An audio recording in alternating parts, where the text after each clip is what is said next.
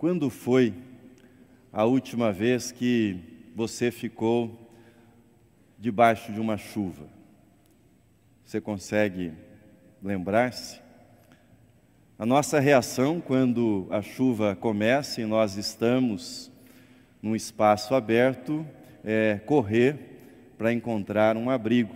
Se você tiver em mãos um guarda-chuva, imediatamente você abrirá o guarda-chuva para se proteger. Mas, não sendo possível abrigar-se, não dispondo de um guarda-chuva à mão, você começa a ter o seu cabelo molhado, a sentir o incômodo dos pingos que vão caindo na face, começam a escorrer pelo pescoço e você começa a sentir que a sua camisa vai ficando molhada, e à medida que a chuva se intensifica, você vai se sentindo cada vez mais ensopado, e aquela sensação da água atravessando o seu sapato, a sua meia e molhando os seus pés, é uma sensação bastante incômoda, bastante desconfortável. Mas por que lembrar disso? Nós lidamos com o perdão sentindo um desconforto semelhante a esse que eu acabei de descrever para vocês. Todos nós sabemos que nós precisamos da chuva, porque a chuva purifica o ar que nós respiramos e sem ela o nosso ar vai ficando cada vez mais poluído.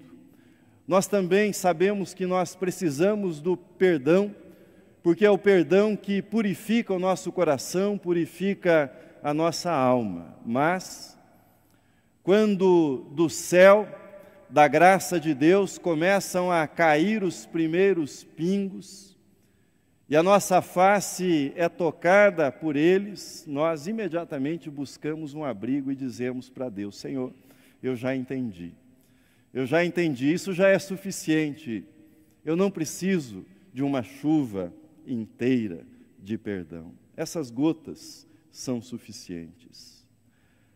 Mas essa chuva chamada perdão, que vem do céu da graça, não é algo que você possa ficar contemplando da janela do seu apartamento, não é algo que você possa ficar contemplando da janela da sua casa, ou ainda alguma coisa para ser admirada nas fotografias, admirada nos vídeos. Não. A chuva chamada perdão, embora seja linda nas fotografias, nos filmes, você, para entendê-la, para ser beneficiado por ela, você precisa ser exposto. Você não pode buscar abrigo, para que você possa entender como funciona e quais são os seus efeitos. Você precisa senti-la na sua pele, você precisa senti-la em todo o seu desconforto. Você precisa, literalmente, deixar-se encharcar pelo perdão, para que você consiga entender a mensagem de Cristo, para que essa mensagem faça sentido, para que o cristianismo tenha sentido na sua vida. Você precisa ficar ensopado por essa mensagem, a mensagem da graça, a mensagem do perdão. Mais do que isso, talvez mais grave, sem que nós entendamos o que significa ficar ensopado pelo perdão, por essa chuva da graça de Deus, nós não teremos entendido e não teremos entrado na dinâmica disso que se chama fé cristã. As sensações de desconforto que a exposição à chuva nos causam, elas dão uma boa ideia, principalmente num dia frio como esse, do desconforto que a relação com o perdão tantas vezes nos traz. É sempre mais fácil falar de perdão do que praticar o perdão no dia a dia, do que viver o perdão no dia a dia. peço que você pense comigo. Como você age quando alguém peca contra você? Qual é a sua reação? Você confronta? Você ignora? Faz de conta que nada aconteceu? Você se arma e busca vingança? Tece planos de vingança contra a outra pessoa? Você perdoa? Você guarda amargura, ressentimento, rancor no seu coração? Você conversa com Deus a respeito daquilo que foi feito a você? Como é que você age quando você é vítima do pecado de outra pessoa, quando alguém peca contra você? Pense sobre isso, mas também pense sobre o contrário. Como é que você age quando você é o agressor, quando você peca e o seu pecado ofende, machuca a outra pessoa? Quais são as suas reações? Você pede perdão imediatamente? Você admite que errou? Se dirige a outra pessoa e diz: me perdoe, eu pequei contra você? Ou quem sabe você racionaliza, minimiza o dano, minimiza as consequências daquilo que você fez, você se justifica, faz de conta que nada aconteceu? Ou ainda, pode ser que você peça perdão, mas mesmo pedindo perdão, você continua se sentindo culpado e continua oprimido pelo peso da culpa. Como é que você lida com o perdão? Como você lida com o pecado? Vamos passar à parábola. O que é que esta parábola nos ensina? Eu tenho uma definição de parábola que me parece bastante útil. Parábola é uma história fácil de lembrar, difícil de interpretar e mais difícil ainda de aplicar à nossa vida, aplicar ao nosso dia a dia aquilo que nós interpretamos, aquilo que nós encontramos na parábola. Apresentada essa definição, vamos então à primeira parte, ou seja, a lembrança. Pedro se dirigiu a Jesus com uma pergunta, e a pergunta era a seguinte: qual é a minha obrigação em relação ao perdão? Quantas vezes eu estou obrigado a perdoar uma ofensa, um pecado? Segundo a tradição dos rabinos, segundo essa tradição, um mesmo pecado poderia ser perdoado até 3 vezes. Na 4ª vez, aquele que era vítima estava livre para não perdoar o pecado. Ou seja, 3 vezes era o limite de perdão para um pecado. De algum modo, Pedro estava indo além. Ele havia multiplicado por 2 e acrescentado mais 1, talvez esperando um elogio de Jesus, ou talvez chocando os rabinos, mostrando: será que alguém pode ser mais misericordioso que Deus? Porque eles tiravam essa referência de 3 vezes para perdoar o pecado, supondo que também o perdão de Deus a um mesmo pecado estava limitado a esse número, ao número 3. Portanto, Pedro estava acrescentando, dobrando e acrescentando mais um perdão a essa tradição dos rabinos. E nós chegamos então à história que é fácil de lembrar. Um rei resolve ajustar contas com os seus servos, chama o primeiro servo e esse lhe deve 10.000 talentos. Uma dívida de uma vida inteira. Não tendo com que pagar, o rei ordena que ele, a mulher e os filhos sejam vendidos como escravos, que tudo que ele possui seja confiscado e com isso então estará realizado ou será feito o pagamento da dívida. Em desespero, o servo se lança aos pés daquele rei, implora misericórdia, paciência, promete que pagará cada centavo e o rei faz aquilo que é impensável. O rei perdoa, não impõe nenhuma condição. Diz para aquele servo que a dívida está perdoada, manda ele embora, simples assim, sem imposição de qualquer condição. Ele sai dali, como nós dizemos na nossa linguagem, com o nome limpo na praça. não deve mais nada, vida nova daquele momento em diante. Mas o que é que faz o servo? Esbarra com outro servo, que lhe devia não 10.000 talentos, mas 100 denários. 100 denários, e o contraste é importante.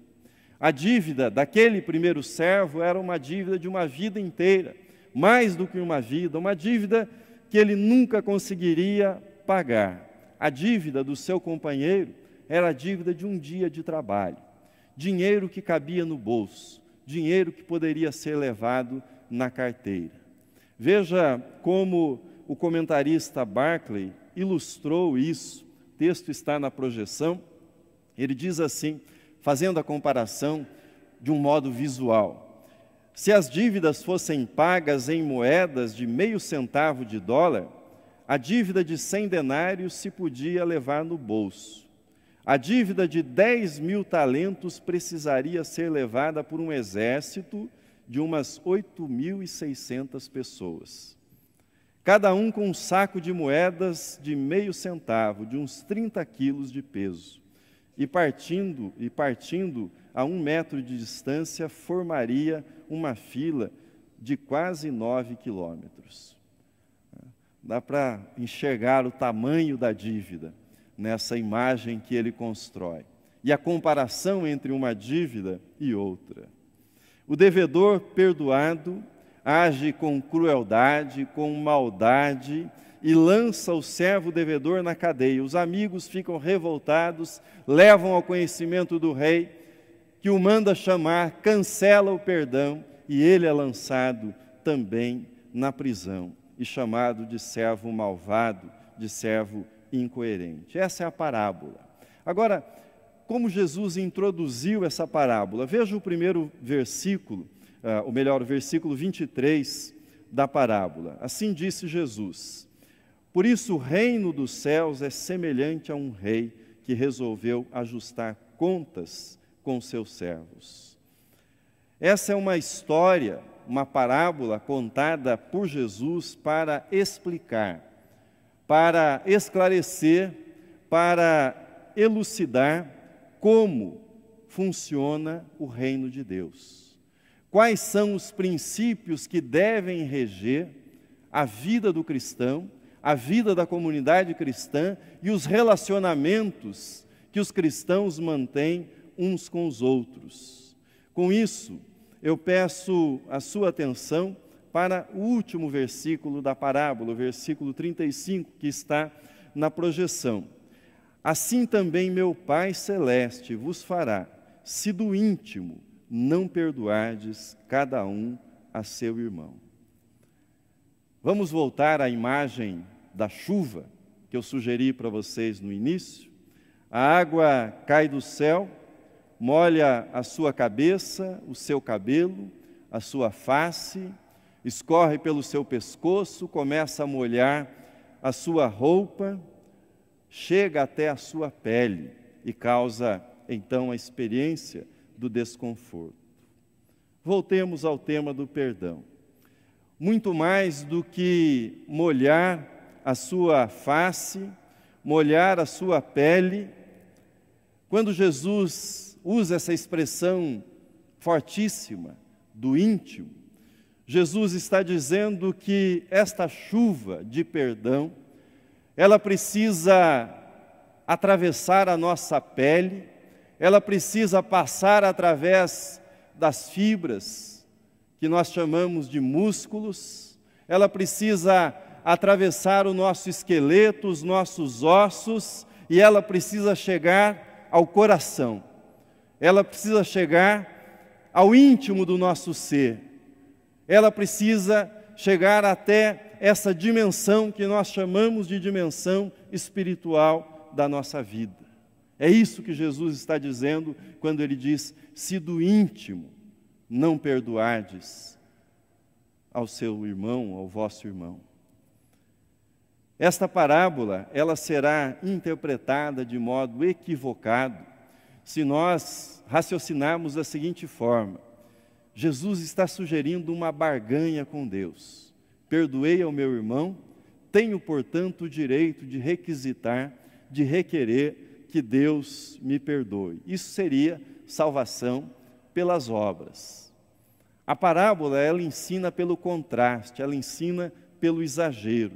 Ou seja, nada que você faça ou que façam para você, a fim de magoá-lo, poderá ser comparado com aquilo que nós fazemos para Deus. O modo como nós magoamos, o modo como nós ofendemos o Deus perfeito, o Deus santo ao qual nós servimos. Entretanto, se Ele nos perdoou completamente em Cristo Jesus, se Ele nos perdoou totalmente em Jesus, assim também, aquele que se diz cristão deve perdoar ao seu semelhante, deve perdoar ao seu irmão. À luz dessa parábola, nós teríamos de questionar, ou melhor, essa parábola nos é dita para que nós questionemos. Quando nós negamos o perdão ao nosso irmão, se de fato nós entramos na dimensão do reino de Deus. Se nós estamos vivendo sob a luz do reino de Deus, ou se nós continuamos vivendo no reino das dívidas humanas e das cobranças humanas. Se é essa a lógica que domina a nossa vida ou a lógica do reino de Deus. Essa parábola foi dita com esse propósito para Pedro e para nós. Convido você, portanto, para refletir um pouco mais sobre o significado dessa expressão, do íntimo. Vamos tentar entender o que essa expressão significa e quais são os desafios que ela apresenta para cada um de nós. Do íntimo, em primeiro lugar, remete a Deus, a pessoa de Deus, a nossa relação com Deus. Toda tentativa de tratar o perdão somente no âmbito dos relacionamentos horizontais, toda tentativa desse tipo fracassará, pois a essência do perdão é de natureza espiritual. Portanto, sem a referência à fonte do perdão, nós nunca conseguiremos exercitar o perdão do íntimo, ou seja, do nosso coração. Ficaremos sempre na superfície, ficaremos sempre na aparência, ficaremos sempre tentando exercitar o perdão, mas muitas vezes de uma forma mecânica, de uma forma automática. E pior, seremos acometidos de duas sensações terríveis, quando o perdão não se realiza no íntimo. Quais são essas duas sensações? A primeira, aquela sensação de estar fazendo o papel de bobo, de tolo, quando oferece o perdão, mas de fato não acredita que isso seja uma realidade e continua ferido pelo fato de ter sido agredido, de ter sido passado para trás, de ter sido trapaceado por outra pessoa, julgando que não foi justo aquilo que fizeram com você. Esse é um sentimento.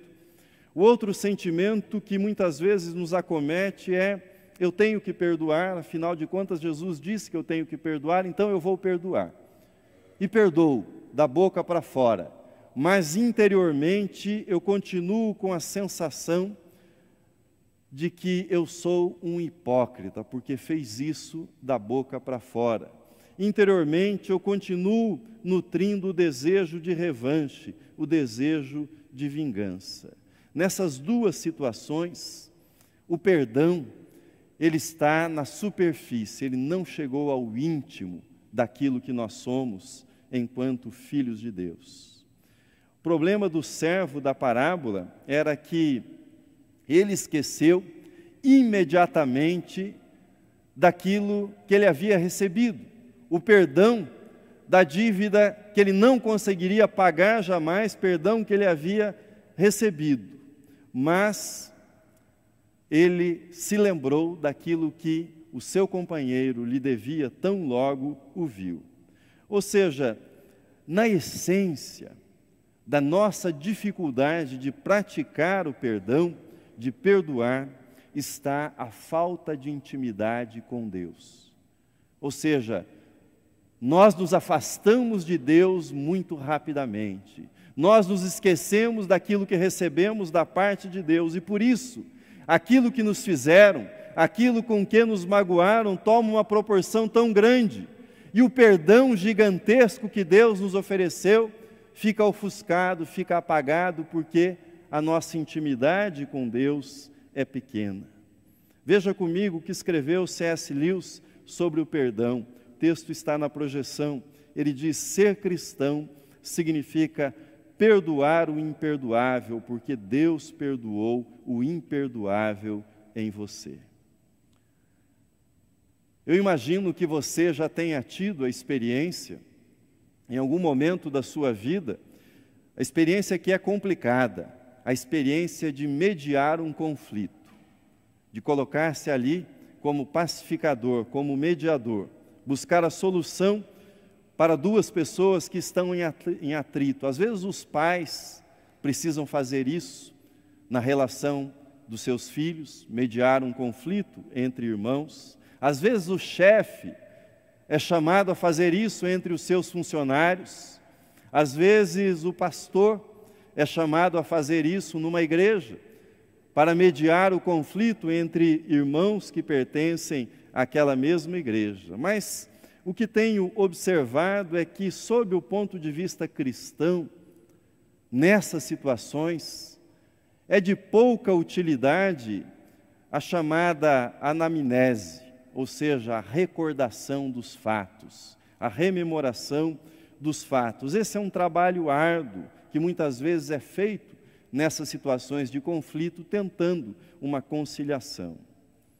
Sob o ponto de vista cristão, a coisa mais importante para dois cristãos que estão brigando, dois cristãos que estão em atrito, é que eles se coloquem diante da cruz. Se coloquem diante da cruz. E ali, diante da cruz, eles olharão para a dívida que os divide, que os coloca em conflito. Olharão diante da cruz para as moedinhas que eles trazem nas mãos e pelas quais eles brigam.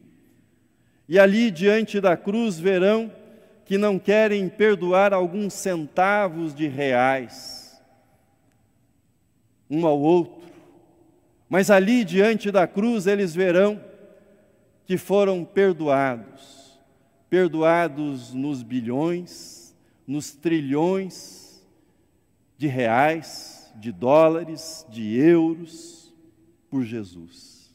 Ali diante da cruz de Cristo, se perceberem isso, se abraçarão, se ajoelharão e dirão um ao outro: eu te perdoo em Cristo Jesus. Eu te perdoo em Cristo Jesus. Do íntimo remete a Deus. Sem essa referência a Deus, a natureza espiritual do perdão, não há perdão vindo do íntimo. Em segundo lugar, do íntimo remete à fé. O perdão não pode ser situado no âmbito da moralidade, da justiça, não pode ser situado no âmbito da ética, do direito, da filosofia ou da chamada bondade natural dos seres humanos. O perdão é um exercício praticado por aqueles que vivem no âmbito do reino dos céus. Por isso Jesus disse uma parábola sobre o reino dos céus. O perdão é uma realidade que se enxerga com os olhos da fé e não com os olhos naturais. Por tudo isso, o perdão é um ato de fé. Perdoando a outra pessoa, eu estou confiando que Deus é um juiz melhor do que eu. Eu estou confiando que Deus, na sua balança onisciente, Deus saberá pesar de forma adequada justiça e misericórdia, por isso eu exercito o perdão mediante a fé. Mas o perdão é um ato de fé também, não só quando eu ofereço o perdão ao meu agressor, mas quando na condição de agressor eu busco o perdão daquele que foi ofendido. Nesse caso, o perdão é um ato de fé, porque ao buscar o perdão, eu confio no Deus que faz novas todas as coisas, no Deus que tem poder de recriar a realidade. Ao buscar o perdão daquele que eu ofendi, eu confio no Deus que enxuga as lágrimas, que sara as feridas, no Deus que renova todas as coisas, no Deus que abre caminho onde nós não enxergamos mais caminho algum. Eu declaro a minha confiança nesse Deus quando eu busco o perdão. Ao pedir perdão para as pessoas que foram ofendidas pelos meus atos, eu confio no Deus que conserta aquilo que parece não ter conserto. Eu confio no Deus que repara aquilo que aos meus olhos parece ser irreparável. É isso que eu demonstro quando eu busco o perdão. Perdoar é abrir os olhos da fé, e com esses olhos da fé, ser capaz de assistir Deus realizar o milagre de fazer novas todas as coisas e fazer isso diante dos nossos olhos. Por isso, perdoar é assistir Deus realizar o milagre do abraço entre Esaú e Jacó, que passaram a vida toda brigando. Perdoar é assistir o milagre do reencontro de José e os seus irmãos, aqueles que o venderam para uma caravana de midianitas e o fizeram por pura inveja, mas são abraçados e beijados novamente por José. Perdoar é assistir o milagre de Saulo, o perseguidor, indo para Damasco para prender os cristãos. Saulo convertido, acolhido por um discípulo chamado Ananias e batizado por ele. O perdão é fé no novo nascimento, que o outro, que o agressor, ele pode nascer de novo na nossa consciência e pode começar a escrever uma nova história, uma história de reconciliação e não mais de agressão. Isso não significa esquecimento no sentido de uma amnésia espiritual, não. O perdão não é uma questão de esquecimento nesse sentido de um apagão cognitivo da parte daquele que perdoa. Perdão é fundamentalmente uma decisão interior de se recusar a viver no passado, a deixar o passado finalmente para trás. É uma decisão, é uma escolha consciente de libertar os outros dos pecados cometidos contra você, para que você também possa ser libertado dessa prisão que se chama ressentimento. O perdão não nega a dor, o perdão, ele não muda o passado, mas ele rompe o ciclo de amargura que nos prende ao passado, que nos aprisiona, que nos escraviza e que nos impede de avançarmos em direção ao futuro. Por isso, perdoar é um ato de fé. Um ato de fé ou da fé daquele que confia na promessa que Deus pode fazer novas todas as coisas. E ao exercitar o perdão, eu estou dizendo que eu confio que Deus fará algo novo na minha vida. Perdoar é poder escolher um caminho novo. Perdoar é livrar-se da repetição dos mesmos erros, dos erros de sempre. É reconhecer que os outros não são responsáveis pela minha infelicidade. Os outros não são responsáveis. Perdoar significa livrar a nós mesmos e aos outros da armadilha de sempre culpar alguém, de sempre encontrar alguém como responsável pela minha tristeza. Por que isso é uma armadilha? Porque se aparentemente o papel de vítima nos livra da responsabilidade, mas ele também nos imobiliza, nos prende ao passado. Afinal de contas, nós somos umas pobres vítimas, merecemos pena, mas não é isso que nós somos.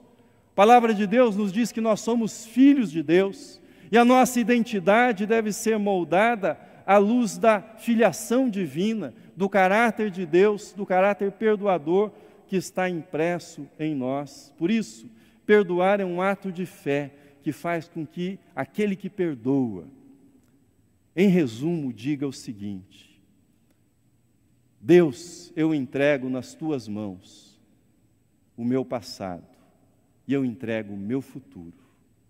Eu entrego a minha história nas tuas mãos para que ela seja escrita pela tua graça. Termino.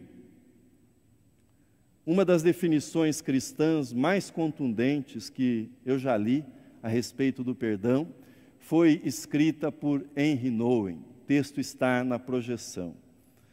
Perdão é o amor praticado entre pessoas que amam defeituosamente. Amam defeituosamente. Não amamos de modo perfeito.